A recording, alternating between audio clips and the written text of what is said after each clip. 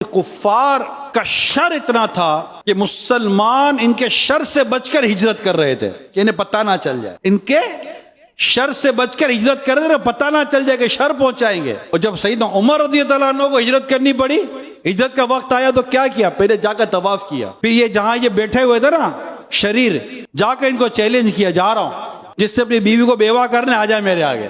کسی کی جرأت نہ ہوئی میرے آقا فاروق اعظم کے آگے آنے کی۔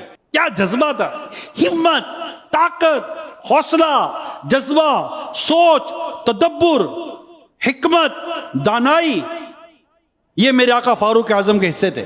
کل بروز قیامت اسلام آئے گا تو خلق خدا غور سے اسے دیکھے گی، یہاں تک کہ وہ امیر المومنین سیدنا عمر فاروق اعظم رضی اللہ تعالیٰ عنہ کے پاس پہنچے گا اور آپ کا ہاتھ پکڑ کر عرش کے درمیانی حصے پر چڑھے گا، پھر بارگاہ الہی میں یوں عرض کرے گا، اے میرے رب، میں بالکل چھپا ہوا تھا اور کفار میری توہین کرتے تھے، لیکن اس شخص نے مجھے بالکل ظاہر کر دیا اور کفار کا مقابلہ کیا۔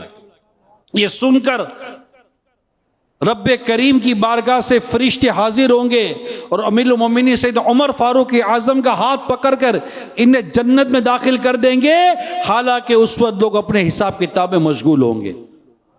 یہ اسلام کی خدمت ہے پیارے اسلامی بھائیوں۔ کوئی ہر غزوے میں میرے آقا کے ساتھ رہے، مدینہ منورہ ہجرت کی، پھر سرکار صلی اللہ تعالی وسلم کے ساتھ رہے، بڑی بڑی آزمائشوں کے وقت ساتھ رہے، صدیق اکبر کے ساتھ رہے رضی اللہ تعالیٰ عنہ۔ خلافت آپ کے حصے میں آئی، عمدگی کے ساتھ وہ کام کیا جس کی مثال آج تک نہیں ملتی، اتنی زبردست خدمت کی، اور آپ نے الحمدللہ اسلام و دین کا وہ کام کیا اور وہ فتوحات کی کہ اسلام دور دور دور دور تک پھیلتا چلا گیا۔ میرے آقا عمر فاروق اعظم رضی اللہ تعالیٰ عنہ کی یہ جو خدمات تھی یہ مثالی تھی۔